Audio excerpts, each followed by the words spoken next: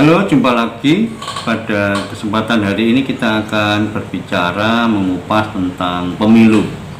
Banyak aspek yang akan dibicarakan terkait dengan pemilu, tapi pada kesempatan ini kita akan mengulik pemilu tahun 2024 dalam aspek potensi kerawanan di berbagai daerah di wilayah Negara Kesatuan Republik Indonesia. Seperti apa kupasan tentang kerawanan potensi konflik?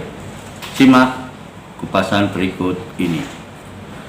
Menihilkan kerawanan pemilu. Sumber editorial Media Indonesia, 19 Desember 2022. Kedewasaan demokrasi suatu negara salah satunya akan diukur dari kualitas penyelenggaraan pemilihan umum. Atau kalau dibalik, kualitas dan integritas pemilu merupakan salah satu indikator kesuksesan demokrasi. Demokrasi hanya akan jadi omong kosong bila tidak disokong oleh penyelenggaraan pemilu yang bermutu. Lalu, dari mana datangnya kualitas pemilu? Sedikitnya ada 3 variabel untuk menakarnya. Pertama, penyelenggaraan yang profesional, transparan, akuntabel, dan berintegritas. Kedua, tingkat partisipasi pemilih yang tinggi. Ketiga, kesigapan antisipasi terhadap potensi kerawanan, baik keamanan maupun pelanggaran dalam pelaksanaan pemilu. Ketiganya tidak bisa dipisahkan, saling bertaut sebagai syarat mutlak terwujudnya pemilu berkualitas tinggi. Dengan sudut pandang seperti itulah, kita merespon baik dirilisnya Indeks Kerawanan Pemilu atau IKP Pemilu dan Pemilihan Serentak 2024 oleh Badan Pengawas Pemilu atau Bawaslu pada Jumat tanggal 16 Desember 2022. Dalam penyusunan IKP tersebut, Bawaslu memetakan potensi kerawanan di 34 provinsi dan 514 kabupaten kota seluruh Indonesia.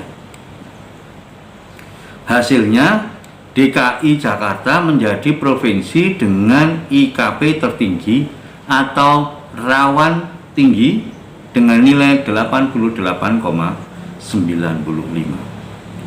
4 provinsi lain dengan IKP rawan tinggi ialah Sulawesi Utara 87,48, Maluku Utara 84,86, Jawa Barat 77,04, dan Kalimantan Timur 77,07. Sebanyak 21 provinsi dikategorikan rawan sedang. Adapun IKP 8 provinsi sisanya tergolong rawan rendah. Antara lain Kalimantan Utara 20,36, Jawa Timur 14,74, Jambi 12,03, dan Bengkulu 3,79. Bagi Bawaslu, IKP menjadi basis untuk program pencegahan dan pengawasan tahapan pemilu. IKP ibarat proyeksi sekaligus deteksi dini terhadap potensi pelanggaran dan keamanan yang mungkin saja bakal mengganggu pelaksanaan pemilu. Peluncuran peta kerawanan pemilu sejak jauh hari sebelum pelaksanaan pemilu sepatutnya kita dukung. Tujuannya tidak hanya agar penyelenggaraan pemilu dan aparat keamanan dapat mempersiapkan antisipasi dini terhadap masalah kerawanan yang bakal muncul. Masalah itu antara lain pertarungan antar elit, potensi kerusuhan, rendahnya partisipasi publik, dan kendala geografis. Lebih dari itu, dengan mengetahui tingkat kerawanan di tiap-tiap daerah sejak jauh hari, mestinya masih ada cukup ruang dan waktu bagi pemerintah baik pusat maupun daerah, untuk berupaya mengurangi potensi-potensi tersebut.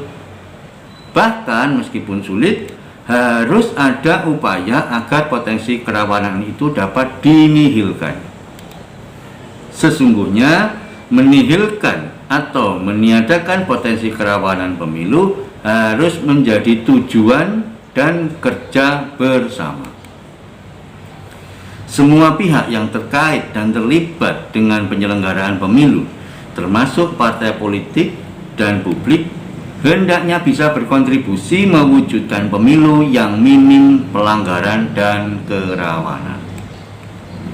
Benar bahwa integritas, netralitas, serta profesionalisme penyelenggara pemilu adalah bagian penting dari antisipasi kerawanan dari pelaksanaan pemilu 2024. Namun, membebankan penanganan kerawanan pemilu semata kepada Komisi Pemilihan Umum atau KPU, Bawaslu, pemerintah daerah, atau aparat keamanan juga bukanlah langkah tepat. Partai politik dan publik sebagai pelakon utama dari sebuah kontestasi pemilu juga tak boleh naif memandang persoalan kerawanan pemilu hanya sebatas urusan penyelenggara pemilu. Apalagi dengan ketidakpedulian itu, mereka malah menjadi biang kerawanan konflik, pelanggaran, serta kecurangan pemilu. Ingat, mereka adalah bagian integral dari seluruh proses sistem pemilu dan demokrasi di Indonesia. Pelaksanaan pemilu merupakan salah satu cermin dari kedaulatan rakyat. Jika pemilu terlaksana secara profesional, jujur, aman, dan lancar, itu mengindikasikan kedaulatan rakyat terselenggara dan terjaga. Namun, bila pemilu berlangsung sebaliknya, itu tidak bisa diartikan kedaulatan rakyat dalam keadaan terganggu atau bahkan terancam. Mengerikan. Itu tadi kupasan tentang pemilu, perspektif dari berbagai pihak, dari partai politik, penyelenggara, dan rakyat yang terlibat dalam menyukseskan pemilihan umum 2024. Semoga para pihak yang terlibat dalam pelaksanaan pemilu dapat berkontribusi untuk menyukseskan demokratis yang berkualitas tinggi. Sekian dan terima kasih, semoga bermanfaat. Salam Nusantara.